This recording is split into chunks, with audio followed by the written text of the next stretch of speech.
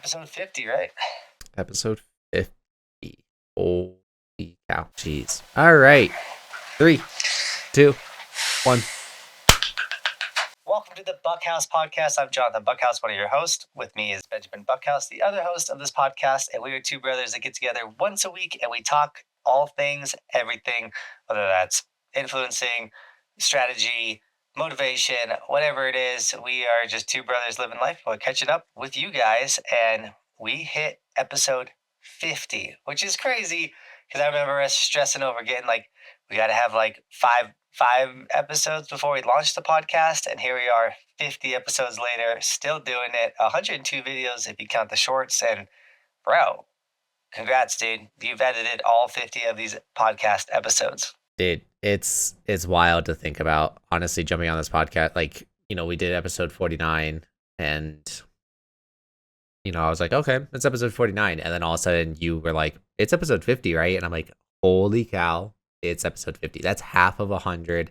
We're 2 weeks away from doing this for a whole year straight, which is wild as well. That's a surreal moment. And I'm so proud of it. Like you were just saying, 102 total videos. I'm just proud of, of what we're doing. And I'm so happy that we're able to have an impact on all these people's lives. And I appreciate all of you guys for your support and everything. We honestly wouldn't be still doing this without you guys. So thank you. This means the world to me, and I'm sure Johnathan as well. This is the second channel that I'm a part of that we're growing into something. And obviously with social media, it's so easy to be like, well, where's the followers? Where's the money? I want social media to take off. Everyone's like, I need 1 million subscribers. I need this, that, what I'm saying? And we're sitting at 365 subscribers at this moment with this podcast. And of course, I did think that I would be able to pull more of my audience over to subscribe and check out the podcast. But I think social media in general has changed from that sense. And I don't think people jump to other versions of people's social media as much as they used to.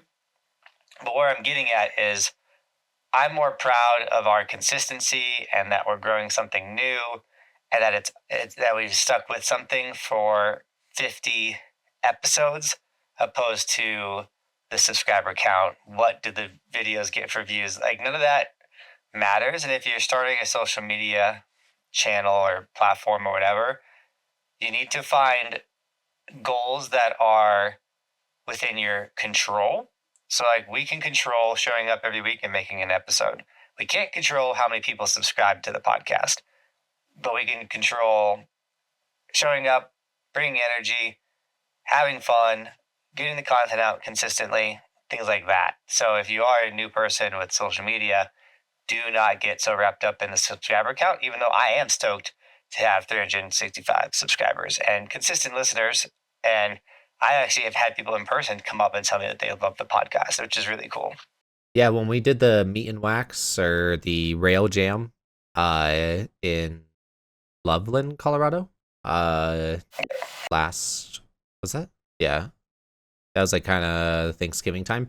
That was I met some of you guys that you guys thanked me. You're like, I love the podcast. I love what you guys talk about. They're like, we love when you guys talk about your marriages and stuff like that. And so even people that really aren't interested, or they may be interested in snowboarding, because that's kind of our core audience is snowboarding. They still appreciate when we talk about this other stuff that we do. And to be honest, like you were saying about the subscriber count, I'm incredibly proud of where we're at. Obviously everyone would hope for more or whatever, but that's like you're saying, we focus on what we can control, and that's showing up every day. But what I love about the podcast is getting on and seeing comments, when people are talking about particular moments in the podcast, or if they just overall enjoyed the episode, or if they're just putting a little positive comment to start off the week, right? We post these at the beginning of the week, and so people are like, yes, let's start the week off strong and everything. I love your guys' comments. That's what I love about this podcast, is getting on and seeing those. So this isn't some ploy to say, don't forget to like and comment down below. No, it's not. But genuinely, you guys all know that helps push the podcast even more. But the reality is, I just love hearing your guys' feedback. I love hearing your guys' positivity. I love when you guys disagree with us. I love when you guys point out moments. There's been multiple times, especially lately, where you guys have said like, "Hey, make that a short. Like that's a good moment. Like make that a short." And I'm like, "That's it. Just it's awesome that you guys are a part of this community and part of this like this journey with Johnathan and I, and that's what I love the most about doing this. And I guess talking with my brother's kind of cool. I guess so. So make sure you drop in comments. No joke. Yeah, dude, I think that's the thing I love the most personally is just the ability to catch up with you and know what's going on in your life. I feel like we had this moment where didn't really know, like, we catch up maybe once every 3 to 4 months. Now we're catching up every week, and that's been huge. And we'll probably say this a bunch in the next 2 weeks, but hey, we're accomplishing something, and it's really cool when you set goals, you say you're going to be consistent about something, and you show up and you're doing it. Because I know personally, I'm in a rut, and so having something in my life that's consistent is pretty rad. All right. Well, then let's segue from the thanking and being all positive to what's going on in your life. What's this rut that you're in? What's going on? I just can't get a good morning routine. I do have morning structures that I'm very like, I wake up, I read, I get work done, all types of stuff. But man, this winter, I don't know if I'm just like hiding from the sheer amount of extra work that I have now that I don't have an employee and stuff like that. But I'm I still get everything done that like has to get done, but I'm not getting anything extra done, I guess. And it's just because I don't have good morning routines, and I wake up in the first hour and a half of my day, go to when I say I'm like doom scrolling, I'm not really doing that. It's more productive procrastination. Yes, I watch a couple of videos, but I'll like reply to comments. I might check emails. I might check how my socials are doing. I'm just bouncing around on things that matter but don't really matter, if that makes sense. Yeah, I don't necessarily like you obviously are doing the entrepreneur lifestyle, so I don't necessarily think that you're doing this, but what I've heard that a lot of early entrepreneurs struggle with, and I know that I've been in this boat, is doing something that feels productive, but at the end of the day is not productive at all. And it's essentially the thought process of planning versus action, or like just thinking about something rather than doing something, that type of thing. Like I said, you're living the entrepreneur lifestyle, so it's not like you're in that beginning stage struggling with that. But I know what you mean though, is like you're doing work, but you should probably be doing something different type of deal. Yeah, like I needed to send my tax receipts to my CPA for like a week, and I did everything possible to not do it. I would do other very important things, or like things that were just as important, and it's just like, dude, get it done, man. And it just wasn't. That's just one example of it. And yesterday I had to like snowboarding is really good right now. And yesterday I had to tell myself like, yo, you're not going to the ski resort. I still got out and snowboarded in the backyard for a session, which was a ton of fun. Now that the tow rope is working super well, but I like stayed home and I got a lot of work done. And it's just like, it kills me. Once again, like even just snowboarding itself is like productive procrastination. Because yes, I'm going snowboarding, super fun, I absolutely love it. But I do go out and I do film and I do work and I get shorts, and it's like, I just don't want to do the important things, guys. I don't know why. I have this mindset right now. Like emails, I really don't want to do emails. I have so many important emails to get to. Or like before this podcast, I made sure I wrote a brand deal that it's a ton of money that like they were supposed to pay me like 2 months ago. I never got paid, and I'm like, was just putting it off. It's a ton of money. I need the money. And so I finally emailed them. I was like, hey, what's going on? And so, listen, bro, just start forwarding me your emails. I'll be your email guy now. I would love it. I was just gonna say, I'll be honest, with my new job, I do emails all day, and my boss is very structured with the way that she wants to see emails done. So I'm gotten pretty professional with my emails, bro. Dude, let's set something up. I was talking to Nico about that too. I'm like, dude, I just need I need things that I'm not good at taking care of. So like for me, that would be someone that's like in the emails, setting up the brand deals, doing that like 7 emails in a row. Like I literally have brand deals that are like basically completed. Like these brands want to sponsor me, and I see their email and I'm like, I don't want to deal with that right now. Just I don't know why. All I just right, don't want to you do it. are not allowed to complain about money ever again if you're gonna tell me that. No, a lot of them aren't money. Like one of them is like a free. Like I basically get sponsored by this like daily energy shot, and it would be affiliate, which is like yes, I can make some money through affiliation, but at the end of the day, like unless you're promoting that affiliated product nonstop, like you're not really going to make money from getting an affiliate deal, if that makes sense. And I don't like to put the energy into the sheer amount of, and I've done it before, where you put this crazy amount of energy into a sponsor that's only affiliation, and you get nothing in return. Does that make sense? So unless the brand deal is like, or sponsorship is consistent pay, I'm not too interested. It sounds awful. And in the earlier days, like the getting paid affiliate is huge, and I do get paid affiliate by some of my major sponsors. But at the end of the day, it's just I don't know. No, I know what you mean, because to give it a callback, something I've been thinking about lately was actually Be Bad Energy, right?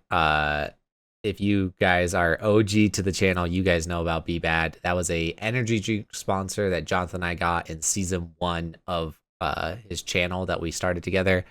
And it all stemmed from this ongoing joke where like we were both so tired, and we both developed this addiction to Red Bull, to tell you the truth. And I would be drinking a Red Bull on our way to the mountain or at the mountain or whatever, and I'd always be like, sponsor me, right? Always, sponsor me, Red Bull, just as like a joke. And we just kept doing it. And then eventually this guy that was watching our channel, it was like big up in this healthier energy drink called Be Bad, and was like, hey, we'll sponsor you guys.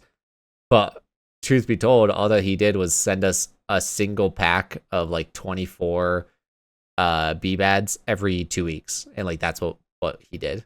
And that was our sponsorship. And so yeah, it's funny how that worked out. Yeah, and so it's one of those things where some of these emails or brand deals or things are just like, yeah.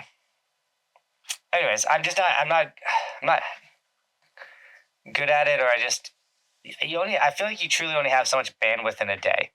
And like I do get my must do's done in the day, which is like first off, my must do's right now, and I need to shift this to back to long form. But my must do's right now are 3 shorts a day. And so I think I want to cut that down to 2 shorts a day, and then get back to getting the consistent long form out. And then like go ride, film content. Like I have these like must get dones. And then also like my big part of my focus right now is just progressing in snowboarding. I don't know if I complained about this in the podcast earlier, but like I rode so much in other countries, which was sick, but like the riding wasn't sick, the parks weren't that sick. I started to not feel like a good snowboarder. I wasn't doing cool things. I wasn't getting like big tricks, or my riding wasn't suffering. But like throughout the season, you start ramping up and getting better, and you're doing like radder tricks. Like I finally started throwing rodeo 540s. I haven't landed one yet, but like I'm throwing a different flip trick right now. I'm spinning every direction, switch, goofy, or doing like SWAC 3s, which is switch backside 360s. I'm doing cat 540s. Like I'm doing all these other tricks that like I've been wanting to do, but I wasn't. So like my riding is really strong right now, and so like I'm putting all of my bandwidth into riding really good and focusing on progressing my snowboarding, because I want to become a better rider and getting the must-haves I got to get done. But at the end of the day, it's like the extra stuff, I'm just not so motivated to like, sounds awful, but that next step, the one extra thing I got to do.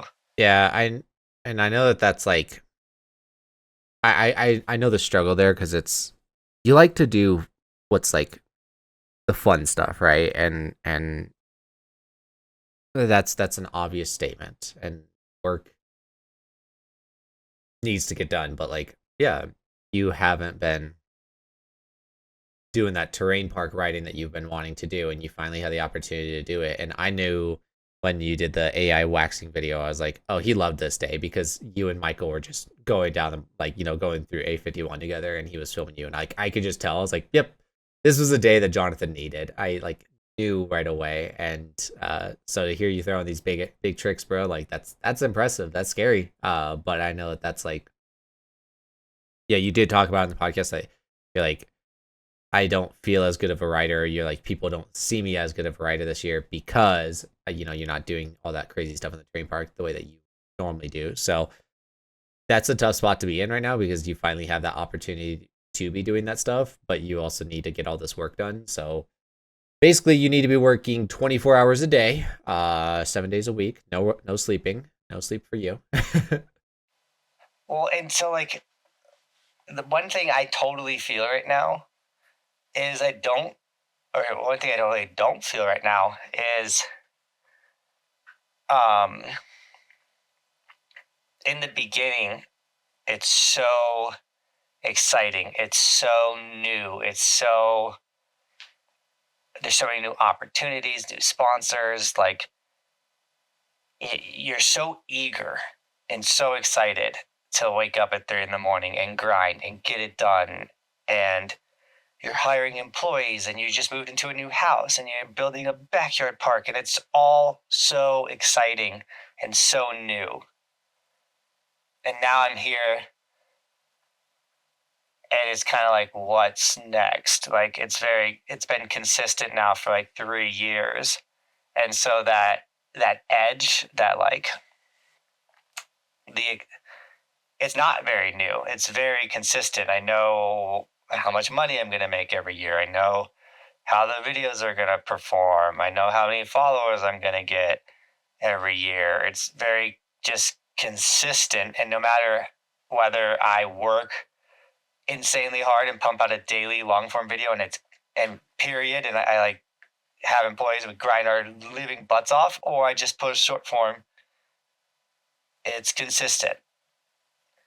And so it's like, I don't know how to get that like new edge back, or like I'm so motivated, I'm so thankful, I'm so driven. But does that make sense? Yeah. I know your struggles, because this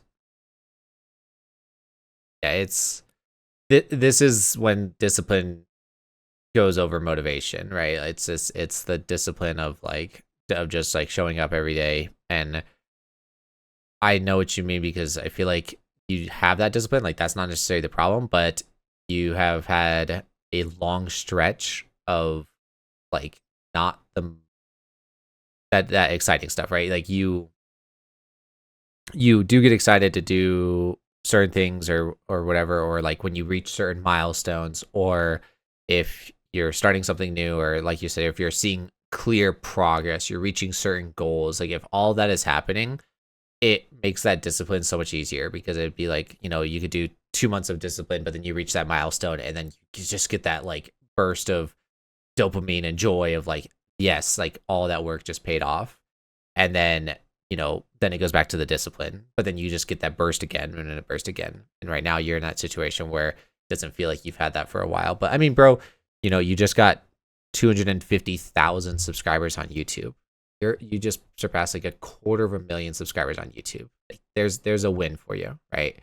Almost 400,000 on TikTok. Almost at 400,000 on TikTok, right? And then on Instagram, you're at 175,000. Like, even though that's not necessarily a specific number, you just passed 175,000. The podcast, we're on episode 50. Like, there's I've been talking about listening to David Goggins' Can't Hurt Me book, and it's talks about his whole life journey, and in it he talks about his ultra marathons that he started running, right? And he talks about his very first ultra marathon, where he ran 100 miles with 100 miles within 24 hours with absolutely no preparation. He was basically challenged to do this 3 days prior to the event, and he was a like 210, 6'3" guy. Like he wasn't ready to run this, but he still did it.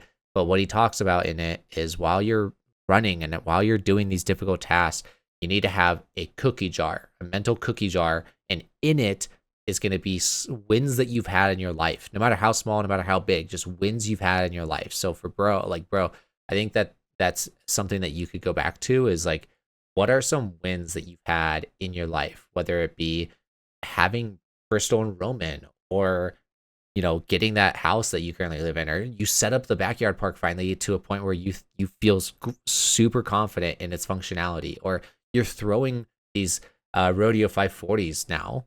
Sure, you haven't landed one, but you're still like throwing that alone is an accomplishment. Millions and billions of people are never ever going to even attempt that, bro, and here you are doing it, right? So just taking a moment to look into that mental cookie jar of yours and pulling out wins in these times of struggles. I think that's something that you could try to dwell on. Spend 10-15 minutes of just writing them down on a piece of paper, some wins that you've had in your life, whether it be winning a Halo 3 tournament or whatever it was, right? Just writing those down and just going back on them of like, I am doing well. I am a productive person. I am a badass. Like, I believe in you, bro, and I'm sorry that you're in this rut, but I know that there's ways to get past this. I appreciate it. And I mean, I've noticed this with snowboarding because, like, when you get good at something, you realize the patterns of getting good. And no matter if it's snowboarding or social media or anything that you get good at, there's exponential growth and then there's stagnation. And the stagnation, I always call it beating your head against a wall. Like, with snowboarding, the exponential growth is learning. You learn how to turn the board, you learn how to like not catch an edge, all the type of stuff, and then you learn just to get down to runs, and it's like exponential growth. It feels amazing. And then you stagnate, and you just all of a sudden you keep going somewhere, and you're like, okay, just keep doing runs. It's not that fun. Like, what's the next thing? So then all of a sudden you start getting off the ground. You start jumping, 180ing, hitting side hits, and there's an exponential growth there if you stick with it. Some people give up there because once you hit that part, there's tends to be falls. You start falling and slamming, things like that. So then all of a sudden, once you get used to like falling on the runs and hitting side hits, you then sneak into the terrain park, and then there's exponential growth there if you stick with it and take the slams and things like that. So I think with the YouTube channel and with the business, same thing. There's moments of exponential growth. You start a YouTube channel, it starts getting tons of subscribers, and it's growing, and then like the milestones are easier to achieve. So like, yes, 250,000 subscribers is a pretty good milestone, but in my head, the next milestone is 500,000. It wasn't 250. Like, to me, it's like, okay, I hit 100,000. Now we're gonna hit 500,000. Well, it's been a minute from 100,000 subscribers. It takes a long time to grow and to keep moving forward. And so when it comes to my channels and this season specifically, because next year will be 10 years making YouTube content, I feel like this year I've kind of been like beating my head against a wall, and it's one of those like and don't get me wrong, guys, I'm very thankful for this season. I've done incredible things. I've traveled to 6 different countries. Like, it was amazing. But on a personal, like a very real human level, this season has felt like the whole season's been against a wall. I feel like I can really, really feel like I'm just moments from a major breakthrough. And I have no idea what it is. I'm just beating my head against this wall, waiting to get through the wall. And once you finally burst through that wall, there is an insane exponential growth. And I just feel like I'm like right there. And I'm maybe like, and it sounds awful, but that's why I'm procrastinating so hard, because like I just want that exponential growth. I want that thing to happen, and then I can just get really excited and like just put my head down and grind for it again. And until then, I just got to like sit here and just hit my head against the wall, just wait and like be consistent, discipline, like Ben was saying, because in a lot of ways, that's just what it is. You feel like you might be setting too ambitious of goals. And the reason why I'm asking that is because, you mentioned at the beginning of your little conversation there of, after you reached 100,000, your next goal was like 500,000. And you know, like I said, like it's there is like obviously your goal could be a million, but it's just like don't forget about the steps on the way there, right? Because you have to get to 250,000 before you get to 500. You have to get to 500 before you get to 600, 600 before you get to 750, 750 before you get to a million. You know, like it's almost like when you said that, it felt like you're not. It's instead of realizing that you are reaching milestones to get your goal, you're just purely focused on the goal. Do you feel like that could be a situation that you're in? No, because like I do know like my channel grows a consistent like 50,000 subscribers every winter, and so when I hit 250,000 on YouTube. Like I was excited. I was like sick. Like that's a quarter of a million. Like awesome. But and every single year, like I was like, okay, my goal for YouTube subscribers is 300,000 this year. Like and hoping that I would go over that 50,000 subscribers I get every year. I think where uh, some of the frustration gets when it at least when it comes to like subscriber or follower counts. And before I even say this, I know comparison is a thief of joy, and what I do is so different than what other people do. But I've seen in the last 2 years new people come into snowboarding and make snowboard content and get millions of subscribers in a year. So it's like I know getting exponential growth for followers is a real thing in social media. I can't crack the code on it, and I don't really care to have like crazy high follower accounts. It's not why I care about the snowboarding aspect of what I do. Um, but man, it is somewhat defeating. Like when I look at my Instagram, and for January and February, I was averaging 49 million views a month. And I did grow a lot on my Instagram, but it was like only like 50,000 followers. And it's like, well, how do other people grow hundreds of thousands in a winter? And I I don't know. Like I can't crack the code for like exponential growth. You just have to be a likable person. No, I'm joking, bro. Yeah, clearly. But now, have you? You know, I say I wish I I don't know how to say this without being kind of brutally honest. Like, I wish I cared enough about the snowboard scene to kind of to know who you're talking about or like what's going on. Sadly, guys, I don't really go on snowboard social media. Like, I don't spend time watching that stuff. So, uh, maybe I'll spend a little bit of time trying to help with some research because it's like, you know, it could come down as simple as like, are you even asking people to follow? Like, because that is a part of social media. There's a reason why people say like, comment, subscribe, right? There's a reason why people say drop a follow or whatever. So it's like, are those other channels doing that extra step that sadly pretty annoying to gain those followers? And what I mean by annoying is like, Kirsty was literally showing me a video last night. She was showing me this video, and I was like, oh, okay, this is interesting. And then all of a sudden it said like part 2 is posted or whatever. And she's like, dang it. And so she has to go to the page and look at the part 2 so that way we can see what happened. And I'm like, I hate that so much. I think it's so cringy, but it works. We went to their page and we looked at the other video, and now that other video got more views because of that first video, like that type of stuff. And so it's like, are you doing those extra steps? Sadly, are you being an actual influencer that sends you in that direction? Are they doing stuff that's different than you that sends them in the direction of gaining more followers? It's sadly the reality, bro. But it's like, what's there's got to be something happening. It's not just, well, you're Johnathan Buckhouse and they're blah blah blah, and that's why they're getting more followers. Like, it's not that simple. So Yeah, I don't know. That's the weirdest thing about social media is it's different for everybody. And I feel like I am doing all the right steps, or like they're definitely not asking people to follow or things like that. And I'm stoked for them. I'm happy for everyone that's had insane growth in the snowboard industry. And I hope that they still have success because a rising tide raises all ships. But I will say something I've done is with my big calendar.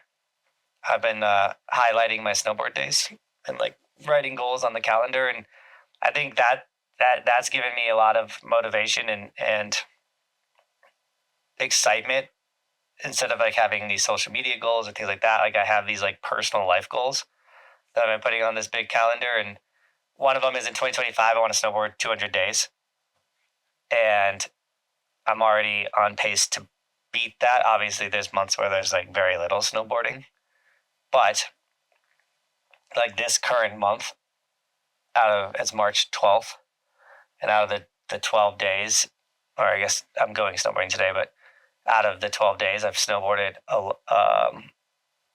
11 of them. So I've only missed one day this month. And so like to me, like that's a mental win, gets me motivated, makes me want to like hit as many days in a row, things like that. And just being excited about snowboarding. So I just really wish I would like wake up and like start reading a book and I read my Bible, pray, meditate, stretch, work out, all the type of stuff before I even touch my phone. But the sad reality is once again, I just wake up, I'm in a rut, swipe, see what's going on, stare at my computer into the abyss.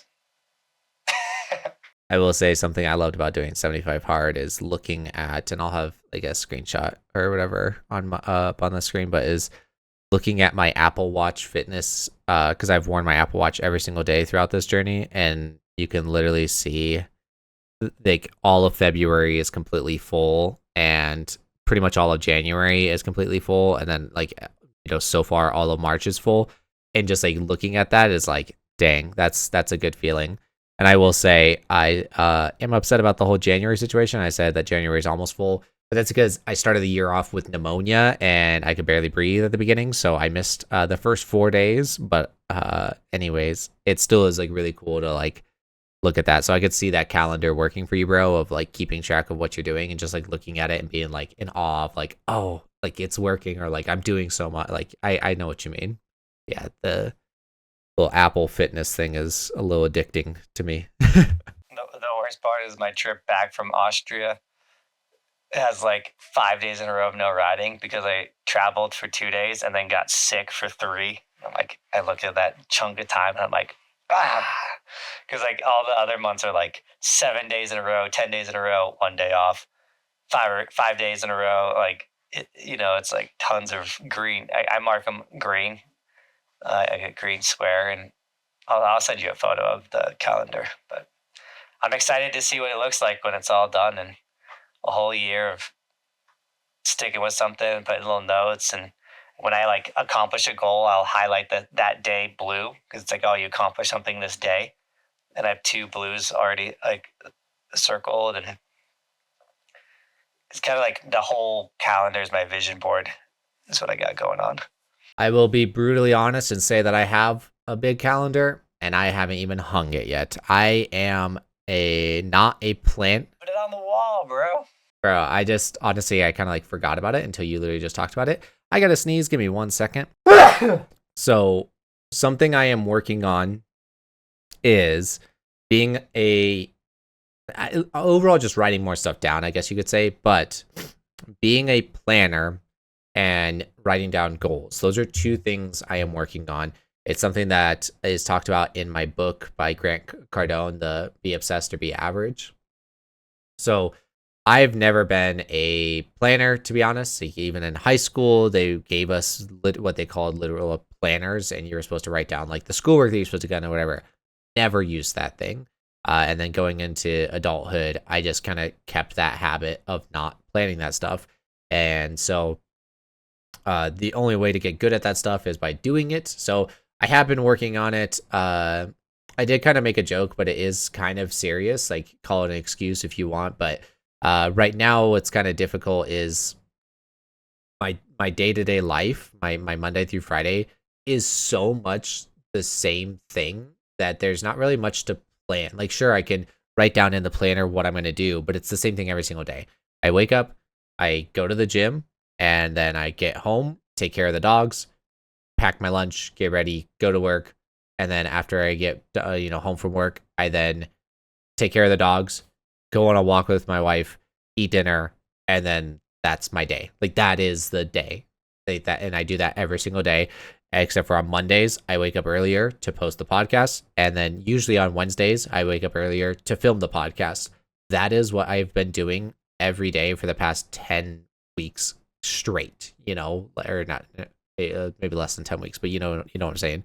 So it's like, there's not much to plan because it's the same thing over and over and over. So like I said, call that an excuse, but it is like, I really like when I was trying to use, like I have a planner for 2025, and as I'm trying to use it, I'm like, I don't know what to do with this because I just am doing the same thing every single day. Like there's just not much to like, oh, don't forget this, don't forget, like I'm doing it anyway. So no, I'm really working on trying to be better about that stuff. And so yes, that's one reason why my calendar is not up, because number one, I even forgot about it, but also it's just like I said, like, hey, I'm already bad at planning, so it's not a high priority thing. But I want to make it a high priority thing.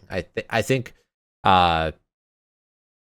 after my 75 hard challenge, I want to do some different challenges, such as like I'm going to be a better planner. Like that's going to be something that's like I'm going to challenge myself to do.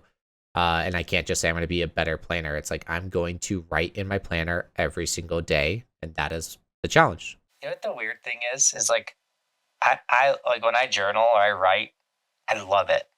Like I love filling in my journals. Even after I finish reading, like I love reading. I love having a book. I love taking it with me.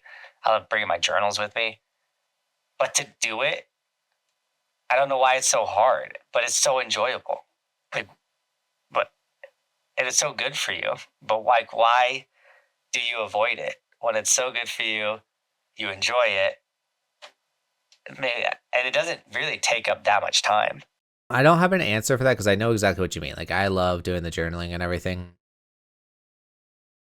I don't necessarily think it's hard. Like it's not hard, but I think that it takes energy, it takes thought, it takes it's a quote unquote hard thing to do. Like at the end of the day, you're just writing down on a piece of paper, but it's like to dedicate that time and to I think that writing's, especially if you do it properly, of like just opening up your brain and just letting your thoughts go, I think that can be a little difficult in the sense that like I know that when I was journaling, because I challenged myself to journal every day for a little bit, and that did not last. But anyways, when I was journaling, I was brutally honest with myself, and like I was just writing down what my thoughts were, and like that is difficult because like you're essentially calling yourself out, or like you're just being honest, and you're just talking about stuff that you don't want to necessarily talk about. So it's like a hard thing to do. So I don't know if that's and that may be different for everybody, but it's like I don't know if that's why it's difficult to do, because it's like I don't know. It's so good for you and everything, but it's kind of like how some people, or even some days, it's like I don't want to go to the gym. To be honest, this morning I don't want to go to the gym, but I know I'm going to go to the gym and I'm going to kick my butt in a workout, and it's going to be hard, but it's going to be so good for me, and at the end of the day I'm going to like it. But as I'm sneezing and all congested right now, I don't want to go to the gym. I'm going to do it, but Are you sick? I just woke up like this. I don't necessarily know if it's a sickness. I have to sneeze again. I'm going to try to talk until then, but I will say Kirsty kind of was congested and sneezing and everything, but she said she thinks it's allergies, and I agree with her. But I've been pounding down on some like vitamin C vitamins, because I'm like, I don't want to get sick. I don't want to get sick. I'm so sick and tired of being sick. I'm sick of being sick right now. I hate it. I hate it so much. How many days you got left for 75 hard? 10. 10 more days. Jeez. So we got one more podcast of you on 75 hard. We can get your even though you'll have like 2 days left or whatever, 3 days left, get your full recap how you feel in the next episode. Excited. Yeah. Now like I will say these last, like you said, you get another like burst of motivation, but also like the last couple of weeks, I said like literally the last like 2 weeks, it's been like, okay, I think getting into March, because March is the last quote unquote month of it, right? We finished March 22nd. It's like oh, we're almost there. Like it's like, oh, we're almost there. And then as, like last week I was just saying that it's like 16 days away. And then now I'm like, oh, it's 10 days away. I'm like, oh, like it's so close. It's so close yet so far away. I'm staring at a calendar right now. I'm like, it's so close yet so far away. But uh no, I'm super excited and to talk about a win in my life, my boss who she's a motivated person and she's a really cool person. She I'm not trying to be mean, but like she struggles in some manners, but overall she's a motivated person. She uh I tried not to be that guy that talked about 75 hard all the time, but eventually it came out that I was doing 75 hard, so everyone at work knows about it. And she was one of the ones, and she was like, "Oh, that's awesome!" Like she knew about the challenge and everything, so she's been asking me questions. And I think just over a week ago, she started her own 75 hard. It's like the soft version, if you will. 75 soft. She didn't directly say it, but she did say she was like, "Well, I mean, Buck's doing 75 hard," and like her friend was like, "We should do something like that." And she's like, "Okay." So in a way, like it's awesome to know that like I had an impact on her to challenge her to do something like 75 soft, and I think that that's going to be great for her, and I'm super excited for her journey. So like it's a good feeling to know that like to have that impact on somebody. No, absolutely. I feel the same way, especially like when I was doing it, posting progress photos, things like that. Like the messages I got were like, dude, like I was feeling sluggish or whatever, and now I'm hitting the gym again. Like you motivated me. Like those are always cool moments. I not circling back, but I don't know if you feel this way because I know you're motivated and you work hard, but sometimes I like have to remind myself, and once again, it's not about comparison or like being better than others, but I'll do this whole podcast where I'm like, oh, I'm in a rut. I'm not where I want to be, and I'm like frustrated and I'm complaining. But like the sheer amount of stuff that I get done in a day is absurd compared to like the Joe Blow out there. Does that make sense? Yeah, and you've said it yourself, and I've backed you up on it. But you've said that your standards are so high for yourself that it's it when your standards are so high for yourself, you're gonna keep holding yourself to a higher standard, and comparison's the thief of joy and everything. But yeah, to some people, and to them, just getting their 8-hour workday done is like more than enough for them, and they need to just hang out and chill. Then for other people, that 8-hour workday is not nearly enough. They want to be so engulfed in their work that they become self-employed, and then all of a sudden they're working quite literally 16 to 18-hour days. I love I quit my 9 to 5 to work 24 hours. and what also happens with that is I wouldn't necessarily say unhealthy, but it does kind of create like an unhealthy issue because for you were working. I remember seeing your journey, because when we first started, you were, I would say, probably in the most grind time of your life. And you may disagree or agree with me, but we were waking up early to go to work. We would go to our quote unquote 9 to 5, our 3:30 to 12:30 job, and then we would get off, go hit the mountain, film ourselves. We'd get home, and then you would start editing, and then you would get it posted, edited and posted throughout the night, and get 3 hours of sleep, and then go straight back to work, right? And that was your life for our first season, which is incredibly impressive, bro. And I'm super impressed by that. So like, you were pushing yourself with yourself. And then I remember that after you became self-employed, you kept that same like competitive drive of like working quite literally like close to 20 hours a day. And then you got a filmer and editor. And then I remember you being like, I don't need to be putting in those 20-hour work days, but because you really don't, because now you have an employee that helps you out with that. And you felt like you weren't doing enough, but you were still putting in like 16-hour work days, right? So it like created almost an unhealthy relationship, because your standard was setting those 20-hour work days, and then now you're putting in 16, and you're like, I'm not putting in enough. And like, I think that you're in a very similar situation right now where it's like you're putting in crazy amount of time, but you're still like, I'm not doing enough. But it's like, no one could ever really do quote unquote enough, but you are doing enough, bro. You know?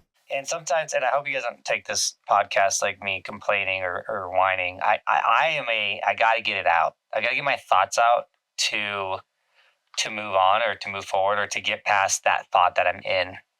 And that's one thing I love about this podcast is I got my little brother who also is not only into super motivating things like me, but he's also grinding and working hard and trying to achieve things. And so to get on here and to just catch up with him and say it. And he also knows me really well. And he also knows my journey better than anybody. So when I can get on here and be like, I'm so mad at myself, it like helps me get it out of my head. And now that's out of my head, the next step is action. At least that works for me. If it stays in my head, it never gets done. If I could say it verbally, say it to someone, then I'm like, dude, the moment I stop recording this podcast, I'm going to send Ben the podcast because I keep forgetting to do that. So I'm making his life harder. But then I'm going to journal before I do anything else. I'm going to write my books and I'm going to get going on the things that are frustrating me that I'm not doing. Where I'm going to hold you to a higher standard, rip off the Band-Aid now. The reason why last podcast was not uploaded on time was Jonathan's fault. No, I'm joking, but no. Yes, send me the podcast. You're not joking. It was my fault. I went out of town. Well, I went out of town knowing that I could still send the podcast. And I left the SD card here. And then Bobby was like, we should extend by one more day. And me and my, like, I love just doing life by the hips and just like, oh yeah, that sounds great. Let's do it. Blah, blah, blah, blah. I was like, yeah, booked another night in the hotel. And then Ben's like, can you send me the podcast? And I'm like, no, because the SD card is not where I'm at. And then I sent him the wrong episode.